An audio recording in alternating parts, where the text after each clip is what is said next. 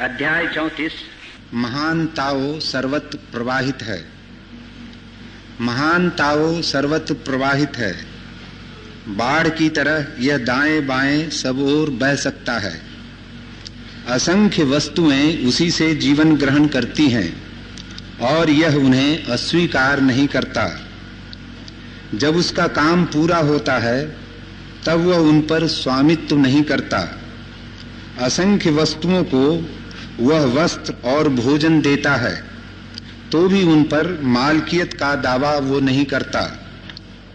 प्रायः यह चित्त या वासना से रहित है, इसलिए तुच्छ या छोटा समझा जा सकता है। फिर भी सभी चीजों का उन पर बिना दावा किए आश्रय होने के कारण वह महान भी समझा जा सकता है। और चूंकि अंत तक वो महानता का दावा नहीं करता, इसलिए उसकी महानता उपलब्ध है। ईश्वर को कहां खोजें, कहां उसका मंदिर है, सत्य की कहां हो तलाश, किस दिशा में। हजारों वर्षों से आदमी पूछता रहा है, खोजता रहा है, सोचता रहा है, और बहुत सी दिशाएं भी तय की गई, बहुत से स्थान भी तय किए गए, बहुत से मंदिर, बहुत से तीर्थ निर्मित हुए। उनमें संघर्ष भी रहा कि ईश्वर की खोज कहां हो, कैसे हो। लाओत्से का उत्तर बहुत अनूठा है। लाओत्से कहता है जो किसी दिशा में खोजता है सत्य को, वो सत्य को कभी भी उपलब्ध ना कर पाएगा, क्योंकि सत्य किसी भी दिशा में नहीं है, विपरीत सभी दिशाएं सत्य में है। तो सत्य को एक दिशा में खोजने वाला भटक जाएगा, और सत्य को जो एक दिशा में खोजता है वो उस एक दिशा के कारण ही असत्य तक पहुंचेगा, सत्य तक नहीं पहुंच सकता। परमात्मा को जो मंदिर में देखता है मस्जिद के विपरीत, मस्जिद में देखता है चर्च के विपरीत, उसका परमात्मा से कोई संबंध ना हो सकेगा, क्योंकि परमात्मा किसी मंदिर, किसी मस्जिद और किसी चर्च में नहीं है, वरन सभी मंदिर, सभी चर्च, सभी गुरुद्वारे, सभी मस्जिदें परमात्मा में है। इस भेद को ठीक से समझ लें तो इस सूत्र में प्रवेश आसान हो जाए। ये पूछना ही कि परमात्मा कहां है गलत है। ये प्रश्न ही गलत है कि परमात्मा कहां है, और जो इसका उत्तर देता है उसे कुछ पता नहीं, और जो भी उत्तर दिए जाएंगे वो गलत होंगे, क्योंकि गलत प्रश्न का उत्तर गलत ही हो सकता है। परमात्मा कहां है ये बात व्यर्थ है पूछने, क्योंकि सभी कुछ परमात्मा में है। कहां तो हम उसके लिए पूछ सकते हैं जो सभी कुछ को न घेरता हो। सभी कुछ का जो जोड़ है उसको हम इशारा करके बता नहीं सकते कि वो कहां है। परमात्मा को बताना हो तो मुट्ठी बांध के बता सकते हैं, अंगुली के इशारे से नहीं बता सकते, क्योंकि वो सब जगह है। समग्र अस्तित्व का नाम ही परमात्मा है। लाओत्से इसलिए परमात्मा शब्द का प्रयोग भी नहीं करता है, क्योंकि परमात्मा शब्द का प्रयोग करते ही मूर्ति निर्मित होती है, व्यक्तित्व निर्मित होता है, और परमात्मा एक व्यक्ति, एक पर्सन की भांति हमारे ख्याल में उतरने लगता है। और व्यक्ति तो सब जगह नहीं हो सकता, व्यक्ति तो कहीं होगा, किसी जगह होगा, किसी स्थान में होगा। इसलिए लाओत्से परमात्मा शब्द का उपयोग पसंद नहीं करता। वो कहता है ताओ या धर्म, और धर्म लाओत्से की धारणा में वैसा ही है जैसा आकाश। आप नहीं पूछ सकते आकाश कहां है, या कि पूछ सकते हैं। अच्छा होगा पूछना कि हम पूछें कि आकाश कहां नहीं है। जहां भी आप देखेंगे वहां आकाश है। आप भी आकाश में खड़े हैं, आपकी श्वासें भी आकाश में चल रही हैं। इसलिए आकाश को कोई इशारा करके बताएगा तो गलती होगी। आकाश सब जगह है, सभी कुछ आकाश में है और आकाश किसी में भी नहीं है। ताओ या धर्म सभी को घेर लेने वाले अस्तित्व का नाम है। लेकिन अड़चन यह है खासकर धर्म शास्त्रियों को कि अगर परमात्मा सब जगह है तो निंदा करनी बहुत मुश्किल हो जाती, फिर संघर्ष खड़ा करना बहुत मुश्किल हो जाता है। अगर सभी कुछ परमात्मा है तो फिर बुरा क्या है? फिर बुरा कुछ भी नहीं रह जाता। इसलिए धर्मशास्त्री भला कितना ही कहता हो कि सभी कण कण में वही समाया हुआ है, पर उसकी बात में ईमानदारी नहीं होती, क्योंकि वो फिर भी कहे चला जाता है ये गलत है, ये बुरा है, ये छोड़ना है, इससे हटना है, इससे पार होना है। अगर परमात्मा सभी जगह है तो फिर क्या छोड़ना है? परमात्मा सभी जगह है, ऐसी जिसकी प्रतीति हो उसको छोड़ने को कुछ भी ना बचा, क्योंकि जो भी छोड़ा जाएगा वो भी परमात्मा होगा। उसे पाने को भी कुछ ना बचा, क्योंकि पाने को तभी कुछ होता है जब कुछ छोड़ने को होता है। उसके लिए कुछ श्रेष्ठ ना रहा और कुछ निकृष्ट ना रहा, उसके लिए कुछ शुभ ना रहा और कुछ अशुभ ना रहा, उसके लिए पूरा जीवन एक रस स्वीकृत हो गया। इस भय के कारण कि पूरा जीवन स्वीकार करने में हमें डर लगता है, हम परमात्मा को काट लेते हैं और जो जो हमें पसंद नहीं पड़ता उसे हम अलग कर देते हैं। हम अस्तित्व के दो टुकड़े कर लेते। कुछ लोग अस्तित्व को दो हिस्सों में बांट देते हैं कि ये संसार है और वो मोक्ष है, और संसार और मोक्ष को विपरीत संघर्ष में जुटा देते हैं। फिर जीवन की एक ही खोज रह जाती है कि कैसे संसार से छुटकारा हो और कैसे मोक्ष की उपलब्धि हो। इस अस्तित्व को बांटने से वासना का जन्म होता है। वासना मिटती नहीं, नई वासना का जन्म होता है कि संसार कैसे छूटे और मोक्ष की कैसे प्राप्ति हो। और जब तक वासना है तब तक मोक्ष की कोई प्राप्ति नहीं हो सकती, क्योंकि मोक्ष का अर्थ ही है निर्वासना। मोक्ष का अर्थ ही है कि अब कोई चाह ना रही। इसलिए मोक्ष की चाह भी मोक्ष में बाधा है। लाओत्से के विचार में प्रवेश के पहले ये सारी बातें ख्याल में ले लेनी जरूरी है।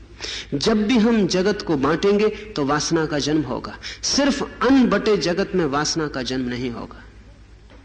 या तो हम कहते हैं संसार और मोक्ष, या हम कहते हैं शैतान और ईश्वर। तब हम कहते हैं शैतान बुरा है और ईश्वर भला है। तो सारे संसार की जो बुराई, हमें जो बुराई मालूम पड़ती है वो हम शैतान पर थोप देते हैं, और जो भी हमारे धारणा में भलाई है वो हम परमात्मा पर थोप देते हैं। तब शैतान से बचना है और परमात्मा को पाना है, लेकिन वासना पैदा होगी। जहां चुनाव है वहां वासना से छुटकारा कैसे होगा? सिर्फ अचुनाव में, चॉइसलेसनेस में वासना गिर सकती है, उसके पहले वासना नहीं गिर सकती। लाओत्से की बात ठीक से समझ में आ जाए तो वासना छोड़नी नहीं पड़ती, वासना का उठना ही असंभव हो जाता है। और जिस वासना को छोड़ना पड़े वो छूटेगी नहीं, क्योंकि वासना को छोड़ने की कोशिश में भी आप और किसी वासना का सहारा लेंगे। जब भी आप एक वासना को छोड़ेंगे तो दूसरी वासना के सहारे छोड़ेंगे, तो एक छूट जाएगी और दूसरी पकड़ जाएगी, और तब इलाज बीमारियों से भी ज्यादा बदतर सिद्ध होते हैं। क्योंकि एक बीमारी हटती नहीं कि जिसे हमने औषधि समझी थी वो बीमारी हो जाती और वो हमें पकड़ लेती। इसलिए संसार को छोड़कर भागने वाला जो सन्यासी है उसका सन्यास भी एक रोग है, होगा ही, क्योंकि उसके सन्यास में समग्रता नहीं है, वो भी एक खंड है। तोड़ के, बचा के, जबरदस्ती आसपास दीवारें खड़ी करके वो सन्यास को बचा रहा है, और जिस सन्यास को बचाना पड़ता हो वो मुक्ति नहीं ला सकता। और जिस सन्यास को किसी चीज के विपरीत खड़ा हो वो अपने विपरीत से जुड़ा रहता है। वो विपरीत का ही हिस्सा होता है, उसका प्राण अपने विपरीत में ही होता है। संसार के विपरीत जो सन्यास होगा वो सन्यास नाम मात्र को होगा, वो एक नए ढंग का संसार होगा। शक्ल बदल जाएगी, व्यवस्था बदल जाएगी, लेकिन मूल रोग अपनी जगह होगा। मैंने सुना है कि मुल्ला नसरुद्दीन अपना चिकित्सा, अपनी मानसिक चिकित्सा करवा रहा था। वर्षों के बाद उसके एक मित्र ने पूछा कि अब तो चिकित्सा मालूम होता है पूरी हो गई, क्योंकि तुम चिकित्सक की तरफ जाते हुए दिखाई नहीं पड़ते, क्या लाभ हुआ तुम्हें? तो मुल्ला नसरुद्दीन ने कहा कि मेरी बीमारी यह थी कि मैं हर छोटी छोटी चीज से भयभीत हो जाता हूं। ऐसा भी नहीं कि कुछ हो रहा हो तब भयभीत होता हूं, होने की आशंका से, हो ना जाए इस कल्पना से भी भयभीत हो जाता हूं। उदाहरण के लिए मेरी हालत ऐसी थी चिकित्सा के पहले कि टेलीफोन रखा हुआ है तो कहीं घंटी ना बजने लगे, कोई किसी से बात ना करनी पड़े तो मैं कपने लगता था, घबराने लगता था, और घंटी अगर बज गई तो मैं इतना घबरा जाता था कि मैं उठ ही नहीं सकता था अपनी जगह से। तो उसके मित्र ने पूछा तो अब तो तुम ठीक हो गए, अब क्या हालत? मुल्ला नसरुद्दीन ने कहा कि मैं अब इतना ठीक हो गया हूं कि अब हालत ऐसी है कि घंटी ना भी बजे तो भी दिन में 20 दफे मैं फोन पे जवाब देता। तब घंटी भी बजती थी तो उठ नहीं सकता था, अब घंटी नहीं भी बजती तो कोई फिक्र नहीं, मैं तो फोन उठा के जवाब दे ही देता। एक बीमारी से दूसरी बीमारी में चले जाना बहुत आसान है, और विपरीत बीमारी में चले जाना तो एकदम आसान है, लेकिन मूल रोग अपनी जगह खड़ा रहता है। जहां भी हम विपरीतता खड़ी करते हैं वहीं उपद्रव हो जाता है। लाओस से कहता है सारा जगत, ये सारा अस्तित्व ताओ का प्रवाह है, धर्म का प्रवाह है। ये यहां माया और ब्रह्म ऐसे दो नहीं है। ये जो माया दिखाई पड़ रही ये भी ब्रह्म का ही प्रवाह है। ऐसा कहना ठीक नहीं कि परमात्मा कण कण में है, कण कण परमात्मा है। यह कहना भी भ्रांत है कि कण कण में परमात्मा है, क्योंकि तब हमने कण को अलग कर लिया और परमात्मा को ऐसे डाल दिया जैसे डब्बे के भीतर कोई किसी चीज को रख देता। लाओसे की दृष्टि में कण कण में परमात्मा है ऐसा कहना ठीक नहीं, कण कण ही परमात्मा है। यहां परमात्मा के अतिरिक्त कुछ है ही नहीं। मगर तब हमें कठिनाई होगी, क्योंकि तब हम किससे लड़ेंगे, और बिना लड़े अहंकार खड़ा नहीं होता। तब हम किसको जीतेंगे, किसको दबाएंगे, किसको नष्ट करेंगे, क्योंकि बिना लड़े अहंकार को कोई मजा नहीं होता। अगर सभी कुछ परमात्मा है तो हम एकदम खाली हो जाएंगे, हमारी सारी लड़ाई खो गई, लड़ने को कुछ भी ना बचा। और हम चाहते हैं कि लड़ने को कुछ बचे, क्योंकि लड़ने में ही हमें पता चलता है कि हम हैं। जितना हम लड़ते हैं उतना हमें पता चलता है कि हम हैं। जब आपको कुछ करने को नहीं होता तब आपको ऐसा लगता है आप मिट गए। मनस्विद कहते हैं कि लोग जैसे ही अपने काम से रिटायर होते हैं उनकी 10 वर्ष उम्र कम हो जाती, क्योंकि लड़ने को कुछ नहीं बचता। ये जान के आप हैरान होंगे कि कुंवारे लोग कम जीते हैं बजाय पतियों के, क्योंकि उनको लड़ने को कुछ नहीं होता। ये पश्चिम में जब अभी इस सब की गणना चलती थी तो वो बहुत चकित हुए। वो सोचते थे कि कुंवारा आदमी ज्यादा जीना चाहिए, क्योंकि कोई झगड़ा नहीं, कोई झंझट नहीं, पत्नी बच्चे का उपद्रव नहीं। लेकिन वो जल्दी मर जाते, क्योंकि वो झगड़ा झंझट जो है वो जिलाए रखता है। उससे लगता है मैं भी हूं। कभी जीतते हैं कभी हारते हैं, लेकिन दांव चलते रहते हैं और आदमी टिका रहता है। अगर आपको लड़ने को कुछ भी नहीं है तो आपको लगेगा आप खो गए। लड़ाई से जैसे ईंधन मिलता था। गैर विवाहित लोग ज्यादा विक्षिप्त होते हैं बजाय विवाहित लोगों के। नहीं होना चाहिए ऐसा, क्योंकि विवाहित आदमी कैसे विक्षिप्त होने से बचता है यही चमत्कार है। लेकिन गैर विवाहित लोग ज्यादा मानसिक बीमार होते हैं बजाय विवाहित लोगों के। क्या होगा कारण? मनस्वित कहते हैं वो जो संघर्ष है उससे उनके अहंकार को शक्ति बनी रहती। रोज रोज लड़के वो अपने को निखारते रहते, ताजे बने रहते। लड़ने को कुछ नहीं होता, आदमी ढीला पड़ जाता, सुस्त हो जाता। आप देखते हैं जब कभी युद्ध होता है तो मुल्क में कैसी जान आ जाती, कैसा हर आदमी तेजी से चलने लगता है और हर आंख में चमक मालूम होती।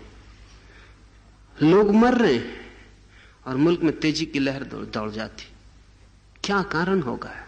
वो जो संघर्ष है वो आपको खबर देता है कि आप भी जिंदा हैं, आप भी कुछ कर सकते हैं।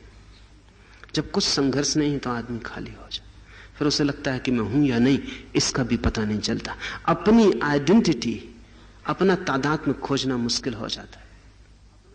इसलिए सारा जगत प्रतियोगिता में लगा रहता है, सच्ची प्रतियोगिता नहीं तो हम झूठी प्रतियोगिता भी खड़ी कर लेते हैं।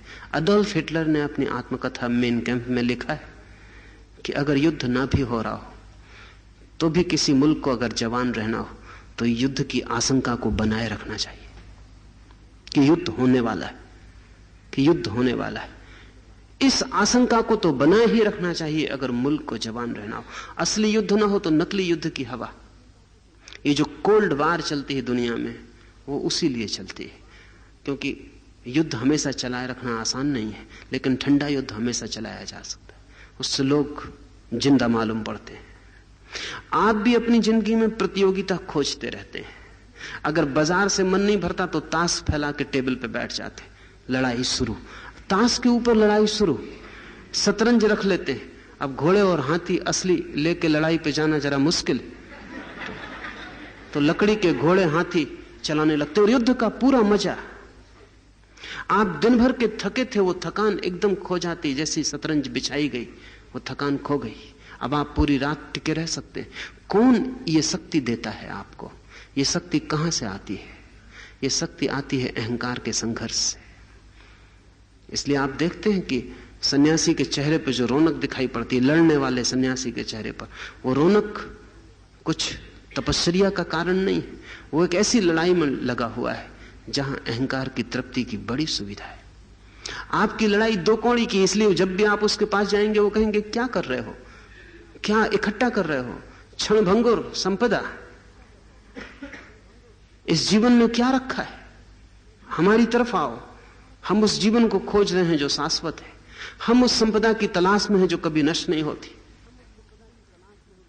वो एक बड़ी लड़ाई लड़ रहा है, उस बड़ी लड़ाई में उसमें रौनक है, ताजगी है, वो टिका हुआ है, लेकिन वो लड़ाई अहंकार को निर्मित कर रही है। और ध्यान रहे, अहंकार की रौनक रुग्ण है और अहंकार की रौनक विषाक्त है।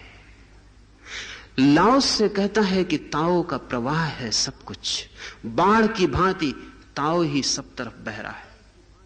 सभी कुछ स्वीकार करने जैसा है, यहां अस्वीकार करने जैसा कोई कुछ भी नहीं है, क्योंकि जो भी अस्वीकृत हो रहा है वह भी परमात्मा है। मगर इतना बड़ा हृदय चाहिए स्वीकार करने का। फिर अस्वीकार करने के लिए तो क्षुद्र हृदय काफी है। इसलिए जो आदमी जितने छोटे हृदय का होता है उतना अस्वीकार करता रहता है, उतना निषेध करता रहता है। ये भी ठीक नहीं, ये भी ठीक नहीं, ये भी ठीक नहीं, इंकार करता रहता है। बहुत छोटा संकीर्ण हृदय है। अगर आप पूरे अस्तित्व को हां कह सके तो ही आपको परमात्मा की प्रतीति शुरू होगी। वो कहीं छिपा नहीं है, वो यहीं प्रकट है, वो सब जगह प्रकट है। सभी रूप उसके हैं, सभी अभिव्यक्तियां उसकी हैं, सभी घटनाओं में वो छिपा है। जिसको हम बुरा कहते हैं वो हमारी व्याख्या है, जिसको हम भला कहते हैं वो हमारी व्याख्या है। लेकिन परमात्मा बुरे में भी है और भले में ही, क्योंकि हमारी व्याख्याएं परमात्मा को निर्धारित नहीं करती। सूत्र में प्रवेश करें। महान ताओ सर्वत्र प्रवाहित है। The great Tao flows everywhere. सब कहीं प्रवाहित है। दो बातें हैं इसमें, एक तो सब कहीं सर्वत्र एवरीवेयर, और दूसरी बात प्रवाहित है। लाओसे के मन में परमात्मा कोई स्टैटिक कंसेप्ट, कोई ठहरी हुई धारणा नहीं है, प्रवाहपूर्ण है। यह भी समझने जैसा है, क्योंकि जब भी हम ईश्वर की बात करते हैं तो हमें लगता है कि कोई चीज जो ठहरी हुई है, कोई चीज जो स्थिर है, कोई चीज जिसमें कोई परिवर्तन नहीं होता, कोई चीज जिसमें परिवर्तन का कोई संभावना ही नहीं है। क्योंकि हमारे मन में पूर्णता का अर्थ ही यह होता है कि जिसमें परिवर्तन ना हो। इसे थोड़ा समझें, क्योंकि लाओसे का अर्थ बड़ा अलग है। हमारे मन में अगर हम कहें कि ईश्वर भी विकासमान है, तो उसका तो मतलब हुआ कि वो भी अधूरा है, क्योंकि विकास तो उसी में होता है जिसमें कमी है। एक बच्चा विकसित होता है, वो कम है अभी। एक पौधा विकसित होता है, बड़ा होता है, छोटा था। सब चीजें विकसित होती हैं, विकास में परिवर्तित होती हैं। लेकिन परमात्मा कैसे विकसित होगा? क्योंकि वो तो पूर्ण है, उसमें तो कोई हलन चलन भी नहीं हो सकता, उसमें कोई गति और प्रवाह नहीं हो सकता। लेकिन ध्यान रहे, अगर परमात्मा में कोई गति और प्रवाह नहीं है तो परमात्मा मुर्दा होगा। लाओसे की दृष्टि में इस तरह की पूर्णता तो मौत का पर्याय है। आदमी तभी बढ़ना रुकता है जब मर जाता है।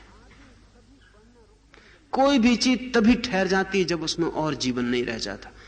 जीवन तो प्रोसेस है, जीवन तो प्रवाह है, प्रक्रिया है। जीवन कोई ठहरी हुई चीज नहीं है, नदी की भांति है। लेकिन परमात्मा को प्रवाह कहने में हमें बहुत डर लगेगा।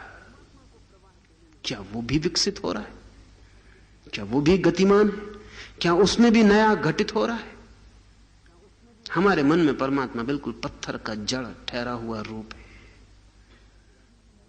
संसार में गति है, परमात्मा में कोई गति नहीं है। संसार में प्रवाह है, परमात्मा बिल्कुल ठहरा है। पर हमारी धारणा लाओसे को मुर्दा लगती है, और वो कहता है कि जो ऐसा ठहरा हुआ परमात्मा है, उससे इस प्रवाहपूर्ण जगत का कैसे संबंध हो सकता है?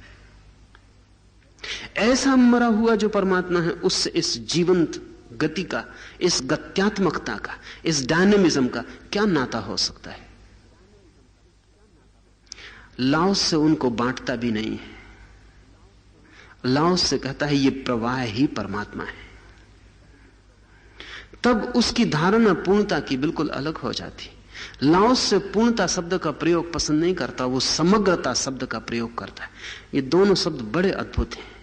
पूर्णता परफेक्शन, समग्रता होलनेस।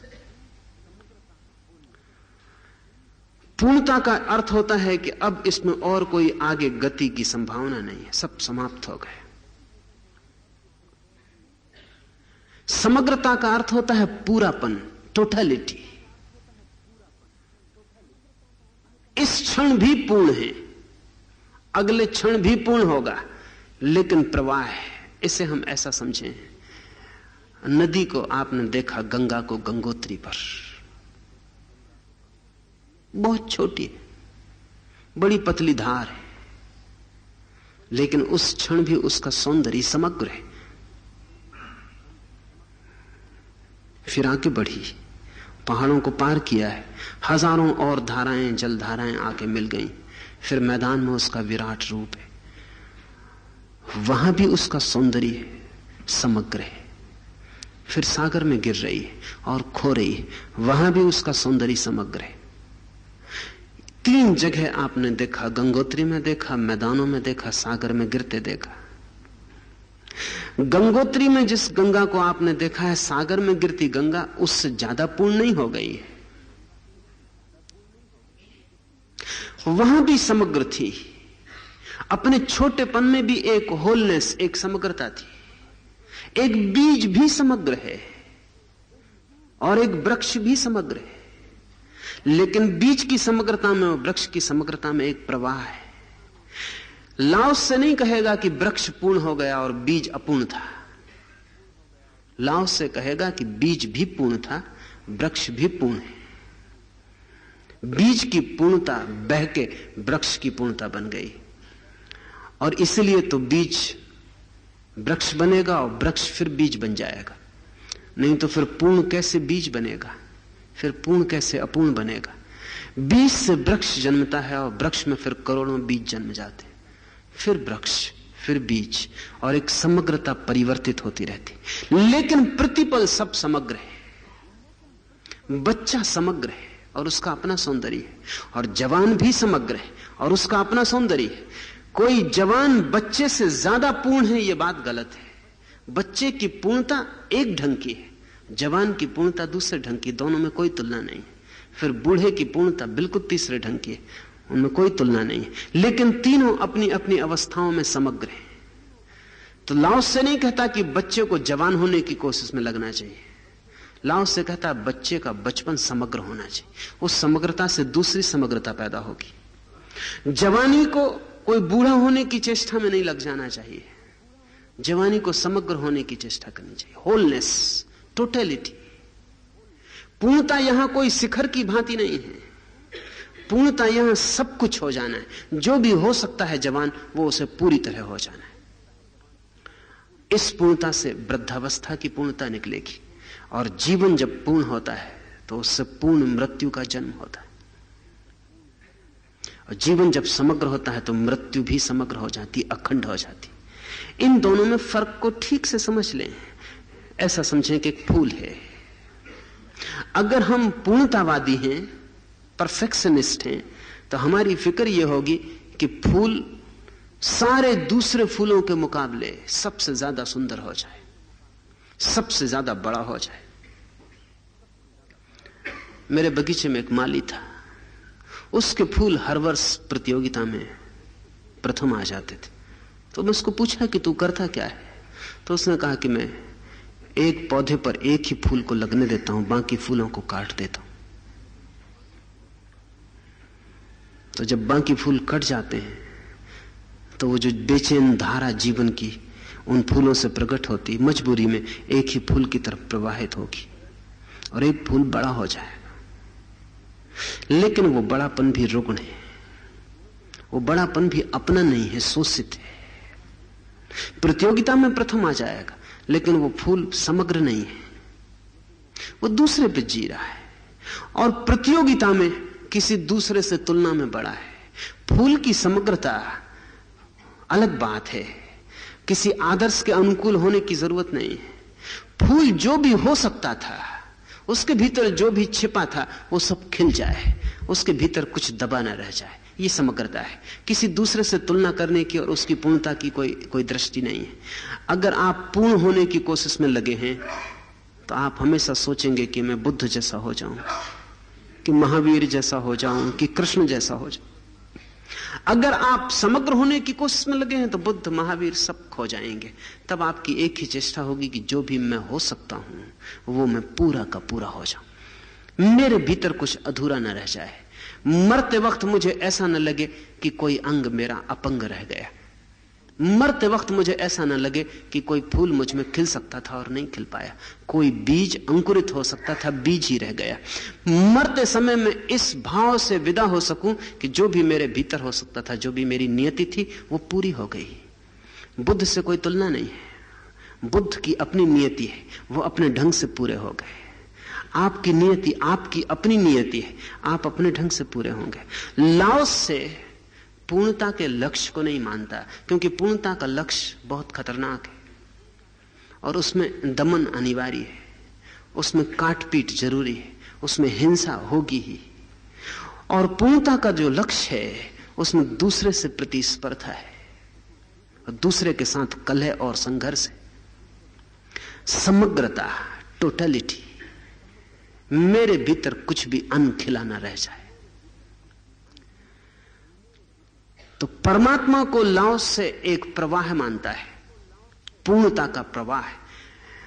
हजारों तरह की पूर्णताएं हो सकती हैं। जब एक फूल खिलता है तब परमात्मा फूल में पूर्ण होता है, और जब एक नदी बहती तो परमात्मा नदी में पूर्ण होता है, और जब एक बुद्ध का व्यक्तित्व अपनी पूर्णता में आता है, पूर्णिमा बनती है जब बुद्ध के व्यक्तित्व की, तब परमात्मा बुद्ध में पूर्ण होता है। एक पक्षी में भी पूर्ण होता है, एक पत्थर में भी पूर्ण होता है। अनंत पूर्णताएं हैं, क्योंकि जगत प्रवाह है, यहां पूर्णता कोई एक भी नहीं है। और एक पूर्णता अपने आप में यूनिक, अद्वितीय है, दूसरे से उसकी तुलना का भी कोई सवाल नहीं है। लाओस से कहता है जीवन एक प्रवाह है, और इस प्रवाह को ठोस बंधे हुए धाराओं में, जमे हुए शब्दों में सोचना गलत है। इसलिए जब हम परमात्मा को सोचते हैं तो हमें ऐसा लगता है कि किसी न किसी दिन परमात्मा को पा लेंगे, कब्जा कर लेंगे। लाओसे के परमात्मा आप कब्जा ना कर पाएंगे। आप जिस परमात्मा को सोचते हैं, आपकी धारणा है कब्जा कर लेंगे। बांसुरी बजाने वाले कृष्ण पर, धनुर्धारी राम पर कोई एक धारणा है आपकी, उस पर आपका कब्जे का भाव है कि आप कब्जा कर लेंगे, उसको पजेस कर लेंगे। लेकिन लाओसे के परमात्मा को आप कभी भी पजेस न कर पाएंगे, वही आपको पजेस करेगा। आप उसमें डूब जाएंगे, उसको आप मुट्ठी में न ले पाएंगे। इसलिए लाओसे कहता है परमात्मा को, सत्य को या ताओ को हम कभी उपलब्ध नहीं कर सकते मुट्ठी में, हम स्वयं को उसमें लीन कर सकते हैं, वही उपलब्धि है। तो पहली तो बात कि सब तरफ वही है। इस भाव के उठते ही निंदा खो जाती, इस भाव के उठते ही विरोध गिर जाता, इस भाव के उठते ही आपकी सब व्याख्याएं व्यर्थ हो जाती। और अगर ये भाव मन में गहरा हो जाए तो आप अचानक पाएंगे कि जहां आपको कल बुरा दिखाई पड़ता था, वहां भी अब बुरा दिखाई नहीं पड़ता। समझे, अभी मैं एक वैज्ञानिक का जीवन भर का अनुसंधान देख रहा था। उसने पूरे जीवन दुख, पीड़ा के ऊपर, कष्ट के ऊपर काम किया है। जब भी आपको पीड़ा होती तो आपको लगता है कि परमात्मा नहीं हो सकता, क्योंकि इतनी पीड़ा क्यों है। इसलिए जो भी हम मोक्ष की धारणा करते हैं उसमें पीड़ा को हम कोई जगह नहीं देते। असंभव, अगर मोक्ष में भी पीड़ा होती हो तो फिर काहे का मोक्ष। पीड़ा तो यहां है और नरक में पीड़ा ही पीड़ा है। मोक्ष में पीड़ा बिल्कुल नहीं है और हम मध्य में हैं दोनों के, और यहां पीड़ा भी है और सुख भी है और दोनों के बीच हम डोल रहे हैं। जहां भी हमें पीड़ा दिखाई पड़ती है वहीं लगता है कि परमात्मा कैसे हो सकता है। नास्तिकों की ईश्वर के खिलाफ जो दलीलें हैं उनमें एक ये भी है कि अगर परमात्मा है और करुणावान है और जैसा जीसस कहते हैं कि प्रेम है परमात्मा का स्वरूप, तो इतना दुख क्यों है। ये वैज्ञानिक जीवन भर दुख की तलाश कर रहा था कि दुख है क्या और उसकी जीवन में उपयोगिता क्या है, क्योंकि है तो उपयोगिता होगी। तो वो एक अनूठे नतीजे पर पहुंचा। कुछ ऐसे बच्चे पैदा होते हैं बहुत कभी कभी जिनको संवेदन नहीं होता दुख का, जिनके शरीर के कुछ तंतु खराब होते हैं और उनको पीड़ा का अनुभव नहीं होता। आपके शरीर में कुछ तंतु हैं जो पीड़ा की खबर ले जाते। वो तंतु अगर काम ना कर रहे हो तो पीड़ा की खबर नहीं मिलेगी। लेकिन ऐसे बच्चे जी नहीं पाते, मर जाते, क्योंकि उनके हाथ में आग लग जाए तो वो हाथ को हटाएंगे नहीं, उनको पीड़ा होती ही नहीं। ऐसे बच्चों के संबंध में बड़ी अद्भुत बात है कि वो अपने भोजन के साथ अपनी जीभ भी चबा लेते, क्योंकि उनको पीड़ा होती नहीं। अपनी जीभ को काट के खा जाते, चबा, उनको पता ही नहीं चलता, क्योंकि जीभ का आपको पता जीभ के कारण थोड़ी चलता है, उसमें जो पीड़ा होती है उसके कारण पता चलता है।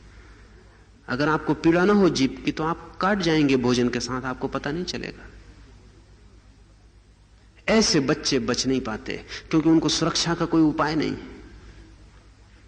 उनको पीड़ा नहीं होती, इसलिए वो कुछ भी उपद्रव कर सकते हैं। घर में आग लगी हो और बच्चा सो रहा हो तो निकल के बाहर नहीं भागेगा, वो सोया रहेगा, उसे पता ही नहीं चलेगा कि वो कब जल गया। तो इस वैज्ञानिक के जीवन भर का खोज का परिणाम यह कि उसने कहा कि पीड़ा जो है वो जीवन के अस्तित्व के लिए बड़ी सुरक्षा है। सारी व्याख्या बदल गई। फिर जीवन हो ही नहीं सकता बिना पीड़ा के।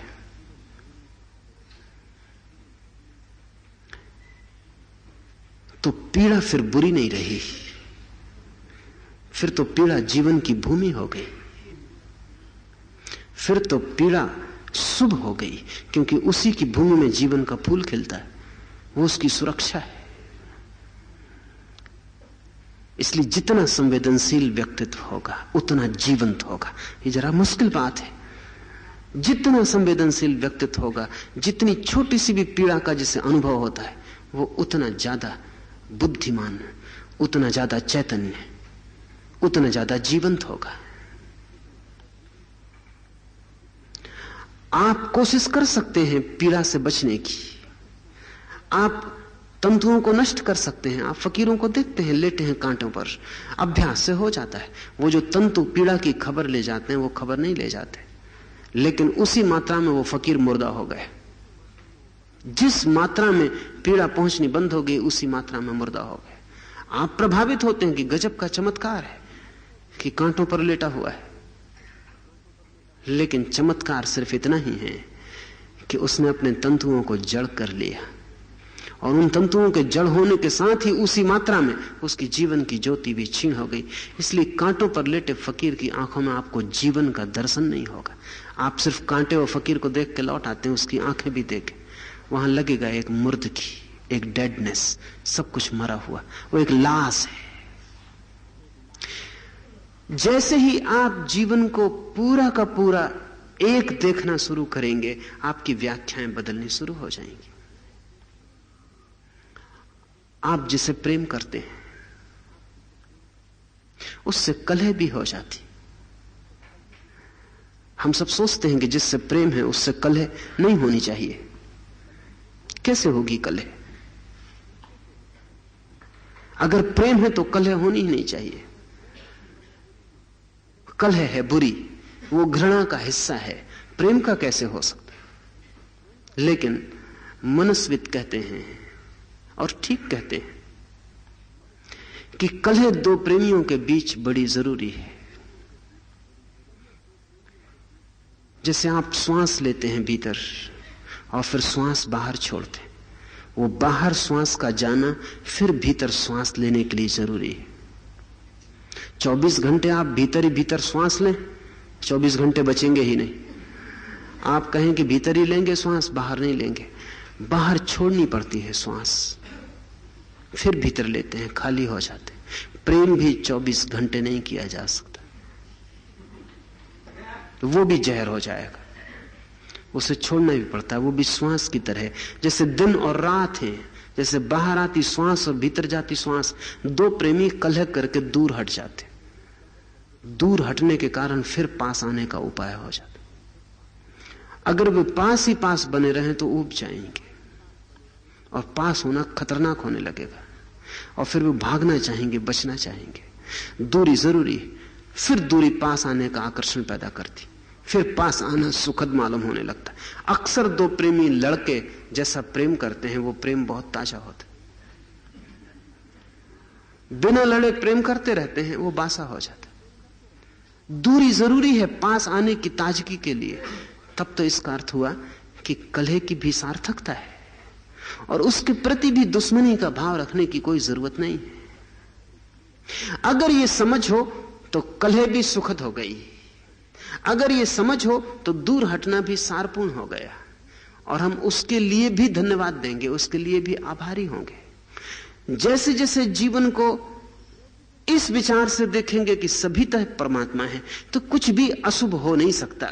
अगर दिखाई पड़ता है तो हमारी कहीं भूल होगी, तो हम और खोजें और गहरे प्रवेश करें तो हमें पता चल जाएगा कि भूल हमारी कहां थी, और भूल गिर जाएगी और हम अखंड जीवन का जो उत्सव है उसको पहचान पाएंगे। महान ताव सर्वत्र प्रवाहित है, बाढ़ की भांति बाएं दाएं सब ओर बहता है, उसकी कोई दिशा नहीं। असंख्य वस्तुएं उसी से जीवन ग्रहण करती हैं और यह उन्हें अस्वीकार नहीं करता। यह समझने जैसा है। सुना है मैंने, एक सूफी फकीर ने परमात्मा से प्रार्थना की एक रात कि उसके पड़ोस में एक आदमी है जो बाधा डालता है प्रार्थना में, पूजा में, उपद्रवी है, दुष्ट है, शैतान है पूरा का पूरा, इसे सुधार दो, क्योंकि इसके रहते पूजा प्रार्थना ही मुश्किल हो गई है। तो उसने अपने स्वप्न में आवाज सुनी कि उस आदमी को मैं 30 साल से स्वीकार किए हुए हूं और तुझे तो अभी 3 महीने ही इस पड़ोस में आए हुए, और जिसे मैंने स्वीकार किया है उसे तुझे अस्वीकार करने की क्या जरूरत है।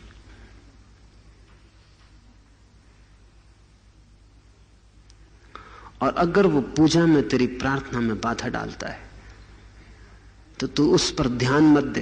तेरी पूजा और प्रार्थना कमजोर है, तू उसका स्मरण कर। और जान के ही मैंने तुझे उस पड़ोस में भेजा है ताकि तेरी पूजा कितनी गहरी है उसका तुझे पता चल जाए। और यह आदमी बड़ा काम का है और मेरे ही काम में लगा है। वो फकीर बहुत हैरान हुआ। सुबह जाग के उसको बड़ी मुश्किल हुई खड़ी। बात तो ठीक लगी, क्योंकि जगत में जो भी हो रहा है अगर वो परमात्मा को अस्वीकार है तो वो होगा ही नहीं। एक बात, वो हो कैसे सकता है? इसके तो दो ही अर्थ हो सकते हैं कि या तो परमात्मा को वो स्वीकार है और या फिर जगत में वैसा भी कुछ हो सकता है जो उसको अस्वीकार है। और अगर उसको अस्वीकार होके भी जगत में कुछ हो सकता है तो उसकी कोई शक्ति नहीं है, वो व्यर्थ है। और अगर उसके विपरीत भी कुछ हो सकता है तो उस नपुंसक परमात्मा को पाकर भी क्या करिएगा? अगर उसके विपरीत भी कुछ हो सकता है तो आप मोक्ष से भी खींचे जा सकते हैं वापस। परमात्मा के विपरीत कुछ भी नहीं हो सकता।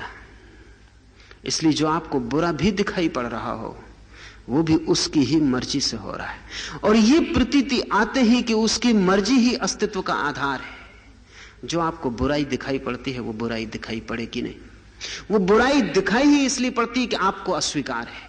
लेकिन जब उसको स्वीकार है तो आपकी अस्वीकृति का क्या अर्थ है? आप अपनी अस्वीकृति को गिरा दें। लाओस से कहता है असंख्य वस्तुएं उसी से जीवन ग्रहण करती, सभी कुछ उसी से जीवन ग्रहण करता है। जहर भी और अमृत भी, दोनों में उसी का जीवन है, उसी की शक्ति, उसी की ऊर्जा है। साधु में और असाधु में, हत्यारे में और प्रेमी में, करुणावान में और कठोर में वही प्रवाहित है। और यह उन्हें अस्वीकार नहीं करता। और कोई अस्वीकृति नहीं है अस्तित्व को, किसी की भी। अस्तित्व सभी को समाहित किए है। साधक को अगर यह ख्याल आना शुरू हो जाए कि मैं भी अस्तित्व की भांति हो जाऊं और सभी को समाहित कर लूं और मेरे भीतर से भी विरोध, शत्रुता गिर जाए और मैं न कहूं कि यह बुरा है और मैं न कहूं कि यह भला है और मैं कहूं कि उसकी मर्जी है, सिर्फ इतना ही जानूं कि अस्तित्व की मर्जी है। और जब अस्तित्व की मर्जी है तो जरूर कुछ कारण होगा, गहन कारण होगा। जिसे हम भला कहते हैं वो बुरे के बिना अस्तित्व में नहीं हो सकता। उसके लिए बुरा जरूरी है। बुरा पृष्ठभूमि बनता है। जिसको हम सौंदर्य कहते हैं वो कुरूपता के बिना न होगा। वो कुरूप बादलों के बीच में ही सौंदर्य की बिजली चमकती है। तो जहां जहां द्वंद्व है वहां वहां एक अनिवार्यता है। और तब अगर आप सुंदर को स्वीकार करते हैं तो असुंदर को अस्वीकार मत करें, क्योंकि वो सौंदर्य पैदा ही नहीं हो सकता असुंदर के बिना। अगर आप जीवन को अहोभाव मानते हैं तो मृत्यु को पीड़ा मत माने, दुख मत माने, क्योंकि जीवन जन्मता ही मृत्यु में है। दोनों छोर पर मृत्यु है, बीच में जीवन की थोड़ी सी लहर है। वो लहर दोनों तरफ की मृत्यु के दबाव से ही उठती। और आप मृत्यु के विरोध में तो आप आधे को स्वीकार कर रहे हैं, आधे को अस्वीकार कर रहे हैं। और वो जो दो आधे दिखाई पड़ रहे हैं वो सिर्फ आपकी दृष्टि में आधे हैं, अपने आप में वो जुड़े हैं और एक है। जीवन ही तो बह के मृत्यु बन जाता है, मृत्यु हो तो बह के फिर जन्म बन जाती है। जो यहां लहर जीवन की है वही लहर मौत की बन जाती। यहां सब कुछ इकट्ठा है, यहां बटा हुआ कुछ भी नहीं है। यहां राम और रावण अस्तित्व में अलग अलग नहीं है, रामायण में अलग अलग है, अस्तित्व में एक है। अस्तित्व में राम और रावण एक ही चीज के दो पहलू हैं और दोनों एक दूसरे के सामने अड़ के खड़े हैं। उनमें से एक भी हट जाए तो दूसरा गिर जाएगा, दूसरा खड़ा नहीं रह पाएगा। राम को सोच ही नहीं सकते रावण के बिना। रावण को हटाने राम कथा से, राम कथा में देखने योग कुछ भी ना रह जाए, सुनने योग, पढ़ने योग कुछ भी ना रह जाए। मजे की बात यह है कि रावण के मिटते ही राम की सारी गरिमा खो जाएगी। वो सारी गरिमा जैसे रावण से उपलब्ध हो रही है और विपरीत भी सही है। राम को हटा लें तो रावण का कोई मूल्य नहीं रह जाता। सारा रस रावण में राम से बह रहा है। ऊपर से दिखाई पड़ते हैं वे दुश्मन, भीतर से वे गहरे मित्र हैं। अस्तित्व में जहां जहां द्वंद्व है वहां वहां जरा सी खोज करेंगे, जरा खोदेंगे और भीतर मिलेगा एक गहरी आत्मीयता बह रही है। लाओस से कहता है कि इस असंख्य अभिव्यक्तियों वाले जगत को वो अस्वीकार नहीं करता। लेकिन बड़े मजे का शब्द है, लाओस से ये नहीं कहता कि वो स्वीकार करता है, वो कहता है अस्वीकार नहीं करता। ये बहुत सोच समझ के कहा हुआ वक्तव्य है। वो ये नहीं कहता कि स्वीकार करता है, इतना ही कहता है कि अस्वीकार नहीं करता। अगर वो स्वीकार करता है तब तो आपको बदलने का कोई उपाय ही नहीं रह जाता। तब तो जीवन क्रांति और जीवन का आरोहण सब खो जाता है। नहीं, वो आपको अस्वीकार नहीं करता। लेकिन जब तक आप जीवन को रूपांतरित नहीं करते तब तक आप अपने ही हाथों से उससे दूर बने रहेंगे। वो आपको स्वीकार करे तब तो आपको कुछ करने की जरूरत नहीं है। वो सिर्फ अस्वीकार नहीं करता। वो आपको मिटाता नहीं, वो आपको हटाता नहीं, वो आपको तोड़ता नहीं, वो आपको बदलता नहीं, वो आपसे कहता नहीं कि ऐसे हो जाओ। आप जैसे हो उसको अस्वीकार नहीं करता। ये नेगेटिव है, ये नकारात्मक है बात। लेकिन वो आपको स्वीकार भी नहीं करता। स्वीकार तो आप तभी होते हैं जब आप बदलते हैं और उसके निकट आते हैं, जब आप रूपांतरित होते हैं और उसके निकट आते हैं। और ये रूपांतरण की कीमिया यह है कि जब आप समग्र अस्तित्व को स्वीकार करने लगते हैं तब आप उसे स्वीकार होने लगते हैं। लेकिन स्वीकार पॉजिटिव बात है, इसलिए उसका अस्वीकार न करना आपको अस्तित्व देता है, जीवन देता है। लेकिन जिस दिन वो आपको स्वीकार करता है उस दिन महाजीवन।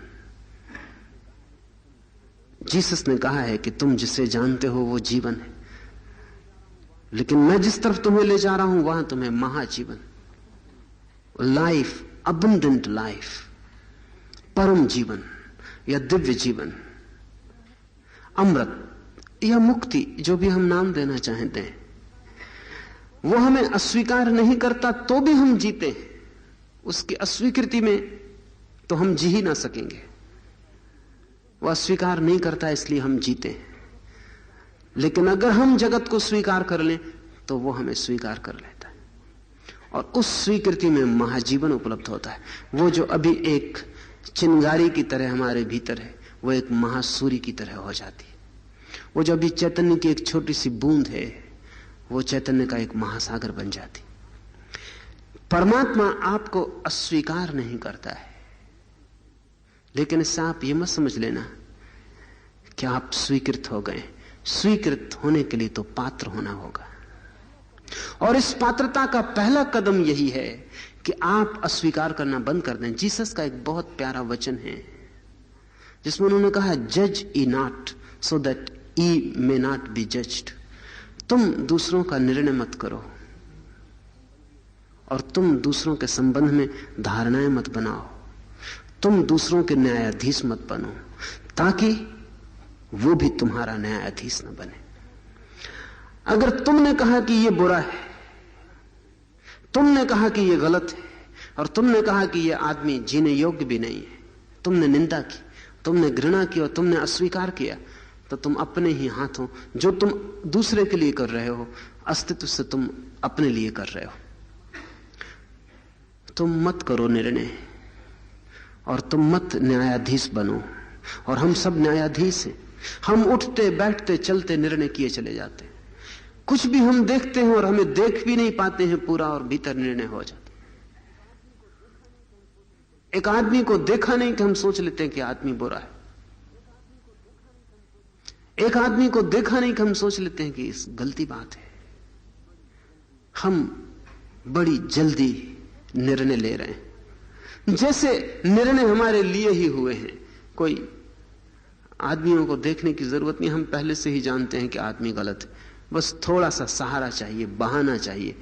हमने सब तैयार कर रखा है, खूंटी कहीं मिल जाए हम टांग देंगे। हमारे निर्णय पूर्व निर्मित हैं और हम लोगों को उन्हें टांगते रहते हैं।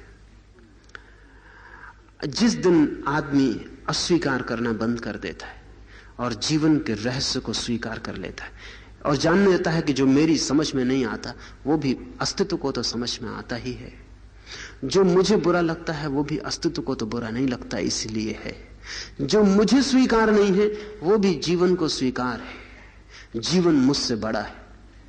मैं अपनी अस्वीकृति को हटा दूं, मैं अपने निषेध को अलग रख दूं, मैं निर्णय ना लूं और मैं बिल्कुल निष्पक्ष हो जाऊं, मैं कोई पक्ष ना बनाऊं। ऐसा व्यक्ति एक क्रांति से गुजर जाता है, क्योंकि जैसे ही आप ये पक्ष बनाने, धारणाएं बनाने बंद कर देते हैं, आपको लगता है कि चोर बुरा है, लेकिन चोर इसलिए बुरा नहीं लगता कि चोरी बुरी है, चोर इसलिए बुरा लगता है कि आपको अपनी संपत्ति प्रिय है। उस तत्व को आप नहीं देखते कि चोर बुरा क्यों लगता है। संपत्ति प्रिय है और इसलिए चोर का विरोध करना जरूरी है, क्योंकि आप कहते हैं अगर सब ठीक है तो फिर कर कोई आपकी चीज उठा कर ले जाता है। आप जानते हैं कि मेरी चीज कोई उठा कर ले जाए तो मुझे बुरा लगता है, लेकिन फिर भी चोर का अस्तित्व है और ये बुरा लगना मेरी धारणा है और ये धारणा बदल सकती है। व्यक्तिगत संपत्ति ना रहे समाज में तो चोरी के बुरा होने की बात खत्म हो जाएगी। एस्किमो है साइबेरिया में, तो एस्किमोस के एक व्यवस्था है। आप किसी एस्किमो के घर में जाएं, वैसे ज्यादा एस्किमो के पास कुछ होता नहीं, बहुत छोटी मोटी चीजें जीवन चलाओ, बामुश्किल कठिनाई से जीता है। लेकिन अगर आपको कोई चीज पसंद आ जाए तो एस्किमो समाज की व्यवस्था है कि कोई कह दे कि तुम्हारा कोट बहुत अच्छा, तो उसी वक्त कोट भेंट कर देना है। तो एस्किमो समाज में चोरी नहीं होती, चोरी का उपाय नहीं। चीजें बहुत थोड़ी हैं, जीवन बहुत कठिन है और दरिद्र है, लेकिन ये नियम चोरी को काट डाला है। किसी के भी घर में कोई कह देगा कि ये कुर्सी मुझे पसंद पड़ गई, ये खाट मुझे अच्छी लग गई, ये कपड़ा बहुत प्यारा है, ये बर्तन तो बहुत सुंदर है, बस ये कहने का मतलब यह है कि उस आदमी की वासना पैदा हो गई और अब उसे न देने का अर्थ उसे चोर बनाना होगा, इसलिए उसे उसी वक्त दे देना। इसका परिणाम यह हुआ है कि एस्किमो समाज में कोई चोरी नहीं हो सकती, चोरी का कोई उपाय ही नहीं है। समाज बदले, धारणा बदले तो चोरी एक व्यवस्था के अंतर्गत चलती है। आपकी धारणा अस्तित्व मत थोपे, इतना जाने कि मुझे अच्छा नहीं लगता कि कोई मेरी चीज ले जाए, इसलिए चोरी बुरी है। लेकिन अस्तित्व में क्या बुरा है? आदमी के साथ चोरी आई, पशुओं में तो कोई चोरी नहीं है, क्योंकि कोई निजी संपत्ति नहीं। निजी संपत्ति होगी चोरी पीछे आ जाएगी, तो निजी संपत्ति में ही चोरी छिपी हुई है। इसलिए पुरुषों का बहुत प्रसिद्ध वचन है, प्रॉपर्टी इज थेफ्ट। सब धन चोरी है, धन मात्र चोरी है, क्योंकि धन मेरा है तो मैंने कब्जा किया है और किसी की भी वासना उस पर पैदा होती, और वासना पर किसी का भी तो मालकियत नहीं, आपकी मालकियत है वासना पर। एक मकान आप देखते हैं, क्या है आपका बल कि आप भीतर वासना को रोक दें? वासना उठती कि ये मकान मेरा होता, चोरी शुरू हो गई। आप कमजोर हो, न कर पाए, समाज का भय हो, अदालत का डर हो, और कारण हो, नीति का भय हो, नरक जाने का डर हो, भगवान दंड देगा उसकी कोई चिंता हो, और आप न कर पाए वो बात दूसरी, लेकिन चोरी आपके भीतर शुरू हो गई। आपने दूसरे की चीज पर मालकियत शुरू कर दी, आप चाहते हैं नहीं कर पाते हैं, बात दूसरी है।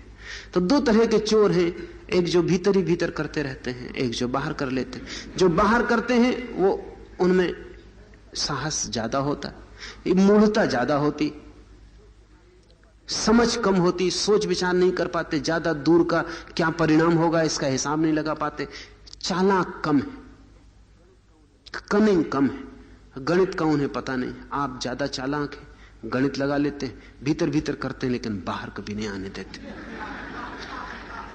लेकिन निर्णय लेने का अधिकार नहीं है। माना कि एक आदमी चोर है और मुझे चोरी पसंद नहीं है, तो भी वो चोर बुरा है, ऐसी धारणा बनाने की कोई जरूरत नहीं है। मुझे पसंद नहीं इसलिए मुझे बुरा मालूम पड़ता है, लेकिन अस्तित्व में उसकी स्वीकृति है। परमात्मा उसे भी जीवन दे रहा है, उसकी श्वास में कोई बाधा नहीं डालता, और सूरज रोशनी कम नहीं देता, और हवाएं उसको प्राणवायु नहीं रोकती। जीवन उसे स्वीकार किए हुए है। तो जिसे जीवन स्वीकार किए हुए है उसे मैं भी अस्वीकार न करूं, ऐसी धारणा बढ़ती चली जाए तो अनूठी घटना घटती है। आपके भीतर से सब तनाव समाप्त हो जाते, क्योंकि तनाव धारणाओं के, तनाव वो जो आपके भीतर बेचैनी है, चिंता है, वो इन धारणाओं के कारण वो छीन हो जाती, और आप एक शांत मौन में प्रविष्ट होने लगते। उस प्रवेश में ही आपको वो जो सर्वत्र प्रवाहित ताव है उससे संस्पर्श होता है। जब उसका काम पूरा होता है तब वह उन पर स्वामित्व नहीं करता। ये ताव अस्वीकार नहीं करता किसी को, और जब इनमें से कोई जीवन अपने शिखर पे पहुंच जाता है और उसकी समग्रता खुल जाती और प्रकट हो जाती, तब भी ताव उस पर दावा नहीं करता है। समझे, बुद्ध या महावीर परिपूर्णता को उपलब्ध हुए। परमात्मा चोर को इंकार नहीं करता, और परमात्मा ने फिर कोई घोषणा नहीं की कि बुद्ध को मैं स्वीकार करता हूं। परमात्मा ने कोई घोषणा नहीं की कि अब बुद्ध मेरे हो गए। उसने कोई स्वामित्व की घोषणा नहीं की। काम पूरा हो गया, बुद्ध वहां आ गए जहां उनकी चेतना अंततः आ सकती थी। वो हो गया जो हो सकता था, शिखर छू लिया गया, लेकिन कोई स्वामित्व का दावा नहीं है। और बड़े मजे की बात है कि बुद्ध तो कहते हैं कोई परमात्मा नहीं है। इस स्थिति में भी परमात्मा की कोई घोषणा नहीं है कि मैं हूं, कि तुम अब मेरे हुए, कि तुम पर अब मेरी मालकियत है। क्षुद्र का अस्वीकार नहीं है, और श्रेष्ठ के ऊपर कोई स्वामित्व का दावा नहीं। परमात्मा शून्यवत है। परमात्मा एक परम स्वतंत्रता है जिसमें आप जो भी होना चाहें हो सकते।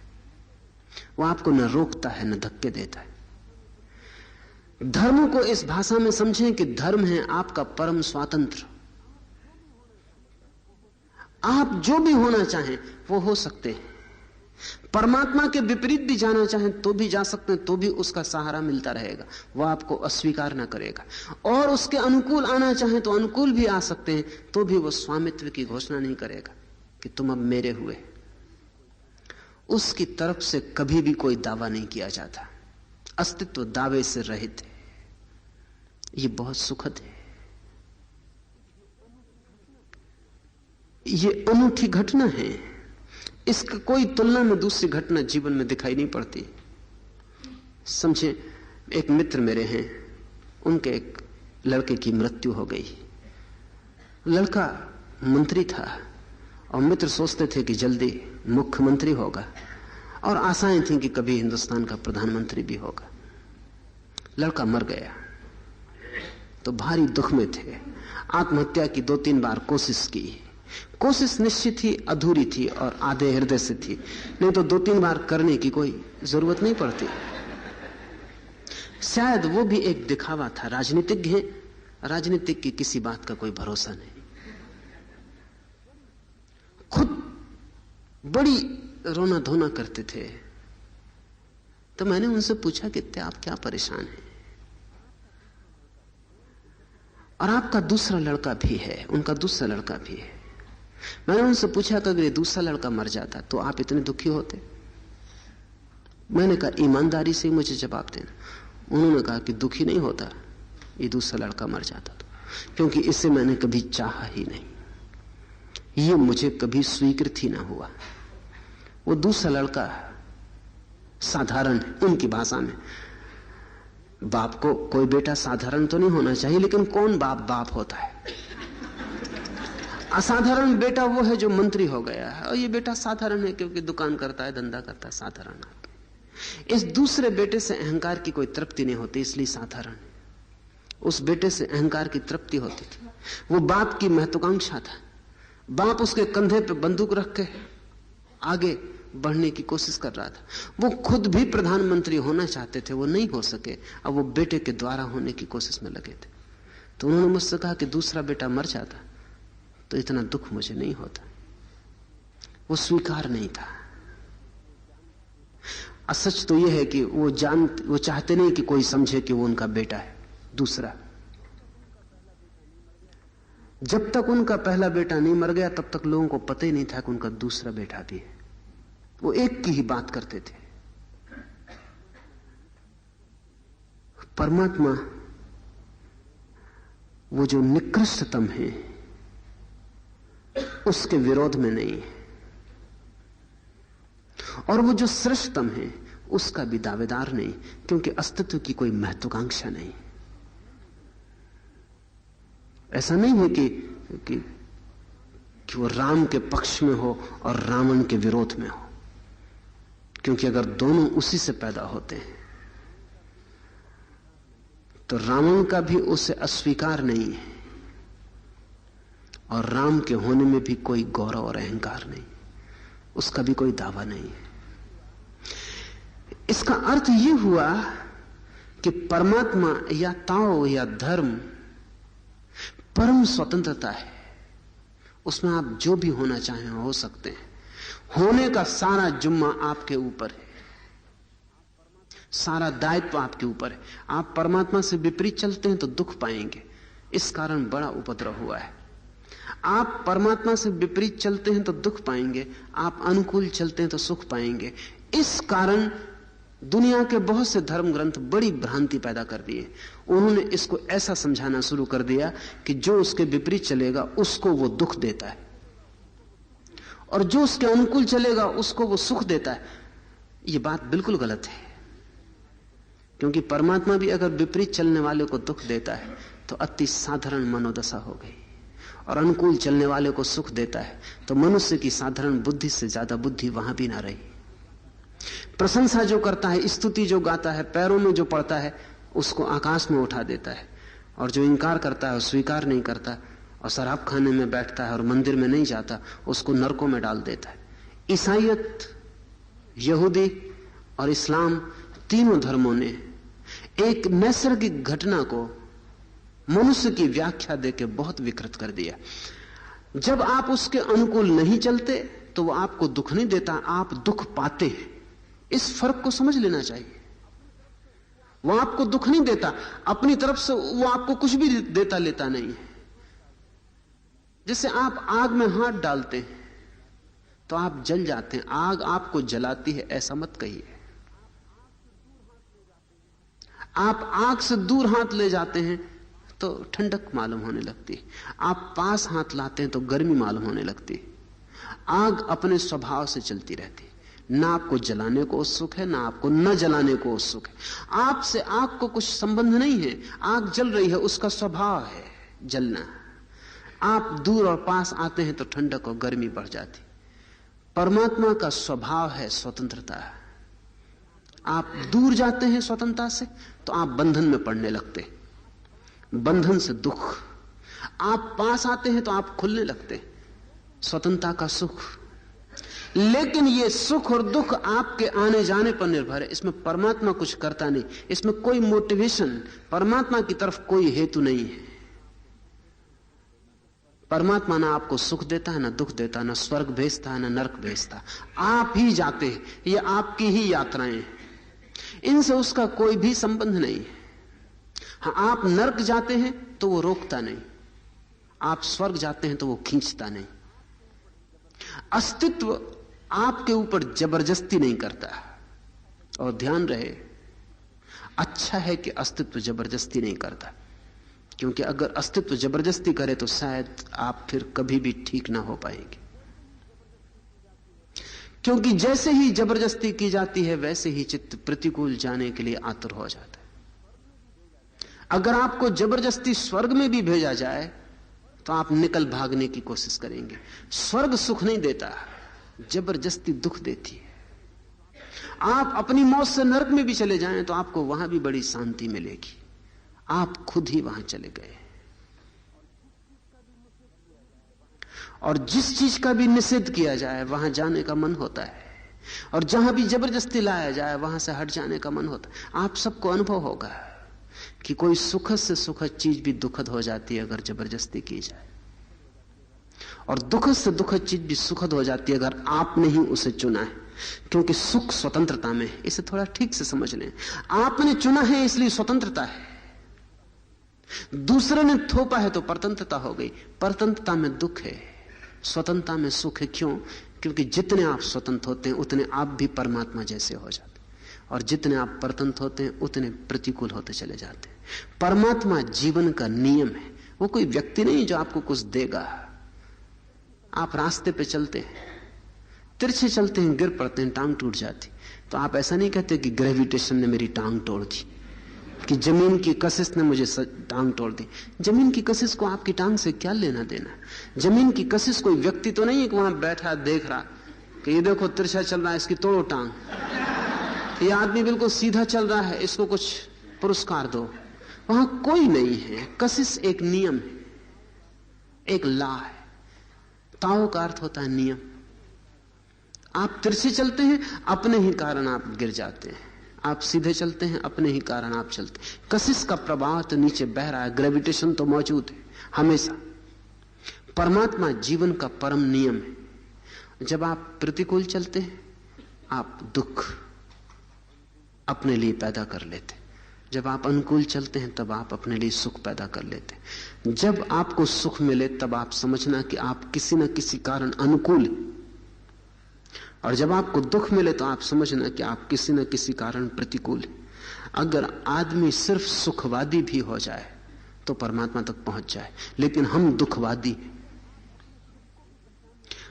अगर आप अपने सुख को भी पहचानने लगें कि कब आपको सुख मिलता है, क्यों मिलता है, कैसी अवस्था होती है जब सुख मिलता है, आपके भीतर क्या होता है जिससे आप सुख के साथ ट्यून हो जाते, अगर इतना भी आप समझ लें तो आपको कोई शास्त्र की जरूरत नहीं है, किसी गुरु की जरूरत नहीं है। सुख महागुरु है। आप सुख के सूत्र को पकड़ के ही खोजते रहे, थोड़े दिन में ही आपको वो कुंजी हाथ में आ जाएगी जहां से आप परमात्मा को खोल लेंगे। लेकिन आप दुखवादी हैं, आपको इसकी भी होश नहीं है जरा कि कब आपको सुख मिलता है, क्यों मिलता है, कहां से आता है, कैसी भाव दशा होती है जब आपके भीतर सुख झलक आता है, कैसी आपके हृदय की धड़कन होती, कैसी आपकी श्वास होती, आप किस मुद्रा में होते हैं जब सुख आपके पास निकट आ जाता है, और आप किस मुद्रा में होते हैं जब सुख आपसे दूर छिटक जाता है। अगर आप अपने सुख को ही पहचानने लगे तो काम पूरा हो गया। वही सुख की पहचान आपको पास लाने लगेगी, क्योंकि नियम केवल इतना ही है। जब भी आप उसके अनुकूल होते हैं, क्षण भर को भी, कभी कभी तो दुर्घटना के कारण आप उसके अनुकूल हो जाते हैं, क्योंकि आप जैसे हैं आप प्रतिकूल ही चलते जाते हैं। कभी कभी दुर्घटना के कारण, कभी कभी संयोगवश, कभी आपने नहीं सोचा था तो भी आप अनुकूल हो जाते हैं। अनुकूल होते ही झरोखा खुल जाता और एक हवा, ठंडी हवा और नई ताजी हवा आपके भीतर भर जाती। मगर आप अपनी पुरानी आत्माओं से ऐसे ग्रस्त हैं कि आप पहचान नहीं पाते। आप फिर संभल के दुर्घटना के बाहर होकर अपने पुराने रास्ते पे चलने लगते। लोग कहते हैं सुख क्षणिक है, इस कारण नहीं कि सुख क्षणिक है, इस कारण कि आपकी आदतें दुख की हैं, और दुख बहुत लंबा है। इसलिए नहीं कि दुख लंबा है, आप बड़े कुशल हैं, आप दुख पैदा करने में ऐसे कुशल हैं कि सुख की कैसी ही अवस्था हो आप उसमें से दुख पैदा कर लेंगे। सुना है मैंने, मुल्ला नसरुद्दीन ज्यादा बीमार था तो उसके चिकित्सकों ने उसे पहाड़ भेजा। पहाड़ से 5-7 दिन बाद ही उसका तार आया अपने चिकित्सक के नाम, I am feeling wonderful, why, मैं बहुत आनंद में हूं, क्यों? इसका जवाब चाहता है। आपको भरोसा भी नहीं आता जब आप सुख में होते, आप भी पूछते कुछ गड़बड़ हो गई, क्या बात है, मैं और सुख में ये हो ही नहीं सकता। दुख में आप बिल्कुल तृप्त होते, दुख में आप चलते हैं कि बिल्कुल ठीक रास्ता, जाना माना, सब पहचाना हुआ। यहां आप ठीक से यात्रा करते हैं। सुख में आप बिल्कुल विचलित हो जाते हैं कि समझ में नहीं आता। और जब तक आप दुख न बना लें, सुना है मैंने कि एक आदमी बहुत ज्यादा चिंतित, परेशान और हमेशा उलझा उलझा और उदास रहता था। सलाह ली उसने, किसी मनोवैज्ञानिक को पूछा कि क्या करूं, तो उसने कहा कि तुम गलत पहलू देखते हो जिंदगी का, अंधेरा पहलू देखते हो, उजाला पहलू देखो। जिंदगी में रात ही रात नहीं है, दिन भी है, और कांटे ही कांटे नहीं, फूल भी हैं। तुम जरा फूलों पर नजर ले जाओ। तुम्हारा जो पेसिमिज्म है, ये जो दुखवाद है, इसको छोड़ो, तुम ऑप्टिमिस्ट हो जाओ, तुम आशावादी हो जाओ। तो उस आदमी ने कहा अच्छा मैं कोशिश करूंगा। उसने कोशिश शुरू कर दी और वो अपने संबंध में जो भी बातें करता सब में उसने आशावाद फैला दिया। कोई पूछता कि धंधा कैसा है तो वो कहता है कि बहुत अच्छा है और कल और अच्छा हो जाएगा। पत्नी कैसा है तो वो कहता है कि बहुत अच्छी है और कल और बहुत अच्छी हो जाएगी।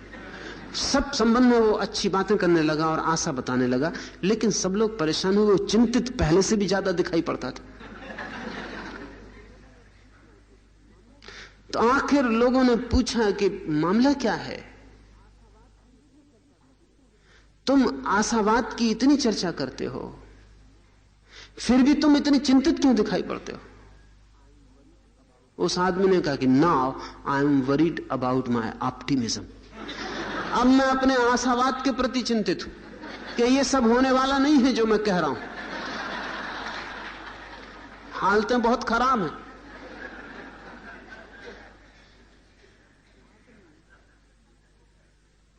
आदमी आदतों से जीता है। आपको सुख की कोई आदत नहीं है और दुख की मजबूत आदत है। इस आदत से घिरे हुए जब सुख के सामने भी आप खड़े होते हैं तो सुख भी कुछ कर नहीं पाता। आप इतने सख्त और मजबूत हैं, वो भी दुख जैसा ही आपको दिखाई पड़ता है। आप उसमें से भी दुख खोज लेते हैं, आप कुछ ना कुछ निकाल ही लेते हैं जिससे दुख, और फिर आप निश्चिंत हो जाते हैं। लाओ त्से के हिसाब में आप जब भी ताओ की तरफ गतिमान होते हैं तब सुख की वर्षा होने लगती, तब स्वर्ग और पृथ्वी का मिलना होने लगता है। मीठी अमृत का की झलक आपके ऊपर आने लगती है। जब भी आपको कहीं भी सुख मिलता हो, चाहे वो सुख कितना ही धर्मगुरु कहते हो कि निकृष्ट है, मैं आपसे कहता हूं कि जहां भी आपको सुख मिलता हो, चाहे आप नरक में भी पड़े हो, तो जब भी आपको सुख मिलता हो तब आप जानना कि किसी न किसी कारण परमात्मा से थोड़ा सा संबंध जुड़ गया। चाहे जो आप कर रहे हो वो बिल्कुल पाप ही क्यों ना हो, लेकिन उस पाप के बीच में भी आप किसी भी कारण से जाने अनजाने परमात्मा से संयुक्त हो गए। सुख तो सदा उससे ही मिलता है। अगर यह आपको ख्याल रहे तो आपने पाप से पुण्य का मार्ग खोज लिया और आपने दुख से सुख की किरण पकड़ ली। और किरण हाथ में आ जाए तो सूरज बहुत दूर नहीं है, और किरण कितनी ही दूर हो सूरज बहुत दूर नहीं है। किरण पकड़ में आ जाए और आप किरण के रास्ते पर ही चल पड़े तो आप एक ना एक दिन सूरज तक पहुंच जाएंगे। और जब उसका काम पूरा होता है तब भी वह उन पर स्वामित्व नहीं करता, वो परम स्वतंत्रता है। असंख्य वस्तुओं को यह वस्त्र और भोजन देता है तो भी उन पर मालकियत का दावा नहीं है। सारा जीवन उससे आता है, श्वास उससे चलती, प्राण उससे धड़कता है, फिर भी उसका कोई दावा नहीं। प्राह यह चित्त या वासना से रहित है ऐसा समझा जाता है, इसलिए तुच्छ या छोटा है। ये थोड़ा समझने की बात है। वो जो ताओ है, वो जो परम धर्म है जीवन का, न तो वहां कोई वासना है, न वहां कोई चित्त है, न कोई मन है, न कोई विकार है, न कोई विचार है, तो लोगों को लगता है कि ताओ तुच्छ और छोटी चीज है। क्योंकि हमारे लिए तो बड़प्पन अहंकार में है। हम तो एक ही बड़प्पन जानते हैं, वो अहंकार का। और जहां अहंकार गौरवमंडित सिंहासनों पर नहीं पाया जाता, वहां हमें लगता है सब क्षुद्र है। हम तो पूजा करते हैं सिर्फ अहंकार की। निश्चित ही परमात्मा के पास कोई अहंकार नहीं हो सकता, होगा भी तो किसके विपरीत होगा। परमात्मा तो अति विनम्र है। अति विनम्र कहना भी ठीक नहीं है, इतना ही कहना चाहिए कि वहां कोई अहंकार नहीं है। अहंकार दूसरे के विपरीत खड़ा होता है, उससे दूसरा कोई भी नहीं है। तो अगर हमें ऐसा लगे कि उसकी न कोई महत्वाकांक्षा है, न कोई वासना है, न कोई चित्त है, तो हमें ऐसा लगेगा वो बहुत क्षुद्र है, छोटा है। क्योंकि बड़ा तो हमारे लिए महत्वाकांक्षी मालूम होता है। अगर परमात्मा आपके बीच खड़ा हो तो आप उसे देख भी ना पाए, पहचान भी ना पाए। खड़ा ही है लेकिन देख भी नहीं पाते, पहचान भी नहीं पाते। क्योंकि कठिनाई है, हम पहचानते उसको ही है जो अहंकार की घोषणा करता है और दावा करता है। चाहे धन के कारण दावा करे, चाहे ज्ञान के कारण दावा करे, चाहे पद के कारण दावा करे। जब कोई घोषणा करता है कि मैं कुछ हूं, तभी हमें बड़ा मालूम पड़ता है। लेकिन परमात्मा की कोई घोषणा न होने से लाओस से कहता है शायद हमें लगे कि वो तो छोटा है, क्षुद्र है। फिर सभी चीजों का उन पर बिना दावा किए आश्रय होने के कारण उसे महान भी समझा जा सकता है। कोई उसे क्षुद्र समझ सकता है क्योंकि कोई महत्वाकांक्षा का विस्तार नहीं, और कोई उसे महान भी समझ सकता है क्योंकि सब उसी का फैलाव है। और फिर भी सबका आश्रय होने पर भी उसकी कोई मालकियत की घोषणा नहीं। और चूंकि अंत तक वह महानता का दावा नहीं करता, उसकी महानता शाश्वत है, उसकी महानता सदा है। दावे खंडित किए जा सकते हैं, असल में दावा करता ही वही है जिससे भय होता है, नहीं तो दावे का कोई सवाल नहीं है। जिस चीज का भी आप दावा करते हैं, आपने ख्याल किया कि आप भयभीत होते हैं, इसीलिए दावा करते हैं। अगर आपको डर है तो आप दावे से डर को छिपाते। मैंने सुना है कि एक बड़े कुलीन परिवार में एक भोज का आयोजन था, और जो गृहपति था उसने एक प्रतिष्ठित महिला को अपने बाएं हाथ पर भोजन के समय बिठाया हुआ था। उस प्रतिष्ठित महिला को थोड़ी पीड़ा हो रही थी। जिस देश में यह भोज था वहां दाएं हाथ पर बिठाना ज्यादा सम्मानजनक समझा जाता। तो उस महिला को बेचैनी हो रही थी कि उसे बाएं हाथ पर बिठाला गया। उसे ठीक जितनी प्रतिष्ठा मिलनी चाहिए भोज में उतनी नहीं मिली। लेकिन कहे भी तो कैसे कहे, तो उसने फिर ढंग से बात की। उसने मेजबान को कहा कि इतने लोग आए हैं भोजन के लिए कि अनेक बार आपको भी असुविधा होती होगी, अड़चन होती होगी, किसको कहां बिठाएं। बिठाने में बड़ी दिक्कत होती होगी, इतने लोग हैं और सभी को उनके सम्मानित पद पर बिठाना अड़चन की बात है। उस गृहपति ने कहा, उसका वचन बहुत मूल्यवान है। उसने कहा, those who matter they don't mind, and those who mind they don't matter. जिनको खलता है उनका कोई मूल्य नहीं, और जिनका मूल्य है उनको पता ही नहीं चलता कि उन्हें कहां बिठाया गया है। आपको कहां बिठाया गया है यह आपको पता ही तब चलता है जब आपको भीतर भय है और आप आश्वस्त नहीं हैं अपने प्रति कि आपकी जो गरिमा है उस पर आपको खुद भी भरोसा नहीं है। तो आप सुरक्षित करना चाहते हैं। जरा सी बात में आप बेचैन हो जाते हैं, कोई जरा सा हंस दे और आपको तकलीफ शुरू हो जाती, क्योंकि आपको खुद ही डर लगा हुआ है कि हालत तो ऐसी है कि लोग हंसने चाहिए। आप जानते हैं कि आपकी दशा कैसी है, उसको छिपाए हैं, संभाले हुए हैं। एक पोज है आपका व्यक्तित्व, एक मुद्रा है चेष्टित, उसमें सब तरफ से डर है कि कोई तोड़ ना दे। आप अपने ज्ञान को घोषित किए हुए हैं, आप खुद ही भयभीत हैं, आपको कुछ पता है नहीं। इसलिए कोई अगर जरा सा सवाल उठा दे तो मुश्किल खड़ी हो जाती, या कोई जरा सा विरोध कर दे या कोई खंडन कर दे तो आप इतने ज्यादा जोर से हमला बोल देते हैं उस पर, सुरक्षा के लिए, क्योंकि डर है कि अगर जरा हमला हुआ ज्यादा तो आपकी रक्षा पंक्ति टूट जाएगी। इसलिए बुद्धिमान जो लोग हैं वो विवाद भी नहीं करते एक दूसरे से, वो इस तरह की बातें नहीं उठाते जिनमें कि कोई विवाद हो जाए। इसलिए सबने सुविधाजनक बातें खोज रखी हैं, मौसम कैसा है, आपके बच्चे कैसे, ये ऐसी बातें हैं जिनमें कि कोई जरा भी उपद्रव नहीं है। इनकी बातें करके और बच के निकल जाना है। कोई ऐसी भी बात जिससे कि कुछ टूट जाए, कोई विरोध हो जाए, खतरनाक है। आपको अपने पर आश्वासन नहीं है, लेकिन परमात्मा को क्या कारण हो सकता है दावा का? आश्वस्त है। रोम के एक चौरस्ते पर एक दिन ऐसा हुआ कि एक यात्री आया। रोम के उस चौराहे पर 12 भिखमंगे बैठे हुए थे, सब स्वस्थ मालूम पड़ते थे, शरीर अभी ठीक लगता था। तो यात्री को हुआ कि निश्चित ही अलाल है, भीख मांगने का धंधा कर रहे हैं। तो उसने खड़े होकर कहा कि ये जो सोने का सिक्का है उसके लिए जो तुम में सबसे ज्यादा अलाल हो। 11 आदमी भाग के आए और उन्होंने कहा कि मैं सबसे ज्यादा अलाल हूं। उसने कहा कि ठहरो, वो जो आदमी पीछे लेटा हुआ है ये रुपया उसके लिए। पर उन्होंने कहा कि हम दावा कर रहे हैं और आपने कहा जो सबसे ज्यादा अलाल हो। मैं कहता हूं कि मैं सबसे ज्यादा अलाल हूं और सिद्ध कर सकता हूं। उसने कहा सिद्ध करने का कोई सवाल नहीं, दावा ही वो करता है जिसको भीतर सिद्ध नहीं।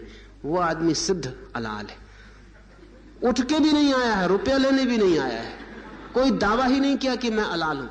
दावा क्या करना है? आश्वस्त है। और जब वो उसे रुपया देने गया तो उसने इशारा किया कि खीसे में।